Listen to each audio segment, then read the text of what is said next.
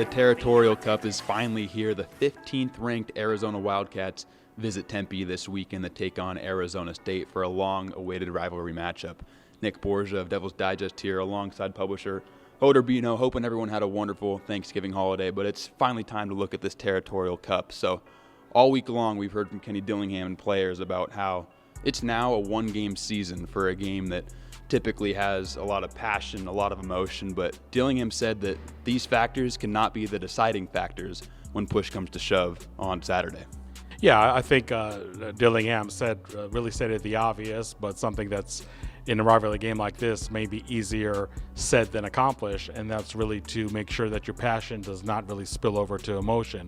Now, granted, Arizona State, and I looked at the stats earlier, they're actually ranked fourth in penalties in the Pac-12, and that's really a standing that we haven't seen since the Todd Graham days. So I think it's a good sign that even when you have an absolute struggle of a campaign with only 3 wins to date, that penalties are not just really out of whack for Arizona State. So that could be, if you're a Sun Devil fan, hopefully a good precursor to what will or will not happen in that department when it comes to the Territorial Cup.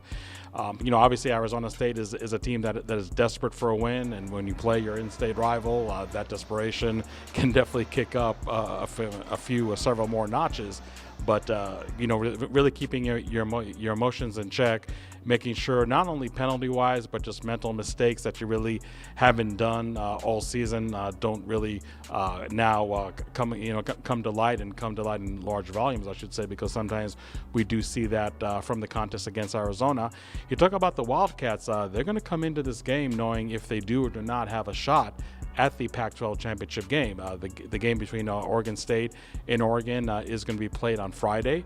A win by Oregon State as well as a win by Arizona will have the Wildcats in the Pac-12 championship game for the first time since 2014. So you're wondering if they do not have a chance of making that Pac-12 championship game. I'm not saying you're going to see a subdued Wildcat team by any means, but maybe just having just a different mindset that could or could not affect the game. That's something that's be interesting to see. But I think that as much as both coaches are preaching exactly what you said, Nick, playing with passion but not playing with too much emotion, something that's going to be preached all week long. We'll see if that's going to take place on Saturday, and I agree that it's going to be a huge factor in the outcome of the game. So coming off of a rough outing last week against Oregon, this ASU defense, their lives are not getting much easier as they welcome a super talented Wildcats offense to Tempe, averaging 32 points per game, and they have the 21st ranked passing offense in all of college football.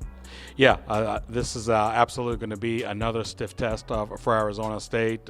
If you want to say that the Arizona offense is not the caliber of Oregon, sure. I mean, I'll definitely take that argument. I mean, besides Washington, I don't know if anybody else can really claim to be in the same stratosphere, but they are not far behind at all. Their redshirt freshman quarterback, Noah Fatita, has really turned the fortunes around of this offense. We all thought that Jaden DeLora, who was the starter last year, was really going to continue what was a pretty solid 2022 campaign. But once he got injured, he basically became the Wally Pipp of Arizona football, because Noah Fatita, once he got in there, first in reserve duty and then as a starter, just absolutely didn't do anything to have head coach Jed Fish think that the reins should be taken away from him. You talk about wide receivers like McMillan and Cowing, and Kenny Dillingham said earlier this week that those are NFL caliber receivers, and the stat that you point to in terms of passing offense and national ranking definitely does validate that. But let's not forget about the running game. Jonah Coleman, under the radar or not, is definitely one of the best running backs in the Pac-12, averages around 7 yards a carry. He has very good complementary running backs in DJ Williams and Michael Wiley. Michael Wiley is somebody who really was the toast of the town when it came to Tucson's running game last year, and this year he's a third-string running back. So that just shows you how much depth they have. If you're the Arizona State defense, you need to realize that ultimately, even though Fatita is not playing like an underclassman quarterback, he really is that, and his experience is limited. So if you can throw really unique coverages, really unique pressure that maybe you did not display that much in the previous 11 games, I think that is really the approach that Arizona State needs to take. Don't get me wrong, they still need to make sure that their run defense is intact, because This run has definitely running game, has been able to really set up the pass. This is not really the pass-happy offenses we've seen from Jedd Fisch in years past. This is truly an offense that is really, more the balanced ones that we saw under Jedd Fisch, and maybe we've seen in any Wildcat team in a while. But if you're Arizona State defense, I think that you still need to be aggressive, because your best bet is to put Fatita time and time again in third and long, obvious passing situations. And if he can do that, maybe he can somewhat contain this Arizona offense. But make no mistake about it, it's been a long time since we've seen an Arizona offense this potent and this dangerous. And the Sun Devils definitely have their hands full on this side of the field. So the struggles of the ASU offense have been well documented all season long, but especially in this month of November, ASU just struggling to put up points. And now they're faced with an Arizona defense that, in contrary to what they've seen in the past from Arizona, this Arizona defense is actually a quite formidable opponent at 39th in the country. Not quite the caliber of Oregon or Utah, but still a very tough opponent to go against. Yeah, I think that I know we talked about it, seems like a million times already, Nick, that the month of November, in terms of formidable defensive units that ASU was going to face, was absolutely going to be a murderer's row. And you look at the results, obviously lopsided losses against Utah, against Oregon, and even the win against UCLA. You really had to pull a lot of tricks out of your bag, and you only still scored 16 points. You really relied on an absolute stellar performance by the ASU defense, to win that game. And I think even if you go back to the last week in October, that win against Washington State, not that the ASU offense played poorly, but it really was the ASU defense, limiting the Cougars to 6 points in the second half, that really helped the offense, overcome this. I know that the big elephant in the room is quarterback Jaden Rashada, who was a starter at the beginning of the season, only played 2 games for the Sun Devils so far. Is he going to play on Saturday? Is he going to start on Saturday? I don't think anybody should be shocked if Jaden Rashada does play. How much he plays, that could be still open to an interpretation or question. But if Jaden Rashada did start this game, I wouldn't be surprised either, because I feel that the offense under quarterback Trenton Bourguet has really not produced a lot of points at all.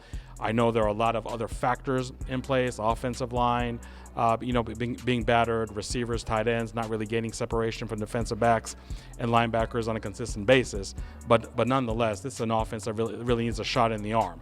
Now, I hate to use that phrase, player X has a lot of rust to knock off, but I think with all the injuries that Arizona State has endured this year, that's a phrase that I do have to repeat. It seems like every other week at a minimum. So yes, this definitely applies to Jaden Rashada. When you talk about a quarterback that hasn't played since the first week of September, and now you're asking him to suit up, whether it be a starter or somebody who's going to play significant snaps deep into November, you really have no idea what you're going to get. But if the coaching staff feels that this is the shot in the arm that Arizona State needs, then I'm curious to see if Jaden Rashada is really going to be up to the task and maybe overachieve, maybe surprise people that think that you're just going to have a very average offense just because you're playing a quarterback that hasn't played in a long time. But let's not forget about the running game. Running back to Carlos Brooks is going to be back and playing this week, according to Kenny Dillingham. And we saw when he was really complimenting Cam Scadaboo, especially in that game against Washington State, where Carlos Brooks not only played well but also scored 3 touchdowns. That really helped the passing game, quite a bit. So I do feel that obviously the level the running game is going to perform at is going to have a lot to do with how well this offense is going to perform. But I still think ultimately this passing offense has really left a lot to be desired. Again, I don't know if it's still going to do well if Trenton Bourguet starts. I don't know if it's going to do any better if Jaden Rashada starts or plays a significant amount of snaps. But it's still, with that aspect being such a big question mark.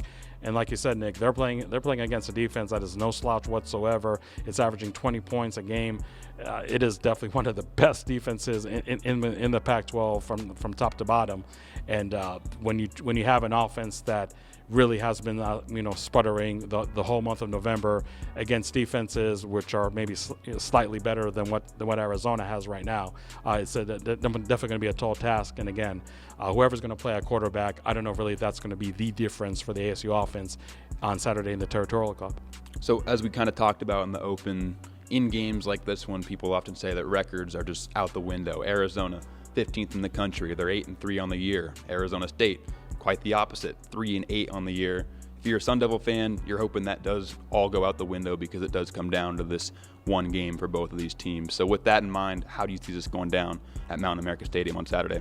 Yeah, I think that as far as the passion versus the emotion that you did first talk about, I feel pretty confident that ASU is going to be able to keep that in check. And even if Arizona comes into this game knowing that they have a chance of being in the Pac-12 the championship game, I don't know really if that is going to have Arizona elevate the game or have ASU play poorly because of that. But to me, it just really comes down to the answer to your previous question, and that's the offense. I personally don't have a lot of confidence in this ASU offense playing well enough to beat a defense like Arizona. If ASU was lucky enough to play one of the worst defenses in the Pac-12 this weekend, maybe I would have a different outlook on it. But I just feel that the passing offense, and again, regardless of who's going to play a quarterback, whoever's going to start, whoever's going to play the most snaps, I think it's just right now a huge question mark. And the Arizona's defense is not exactly the unit that you want to try to solve that question mark for 4 quarters. I think the ASU defense can do a good job somewhat slowing down the Arizona offense, but I think also the running theme of this ASU defense is not getting enough support from its offense and ends up crumbling late in the game. I do feel that that's going to be a script that we're all going to see on Saturday. So I do see Arizona winning 33-20. All right, Hode, well, thank you so much for your insight, for all the action, and perhaps a rematch between Sparky and Wilbur in the ring. Keep it locked in at DevilsDigest.com and drop a follow at DevilsDigest on Twitter. That's Hode Rubino. My name's Nick Borgia. We appreciate you tuning in, and we will see you at Mountain America Stadium on Saturday afternoon.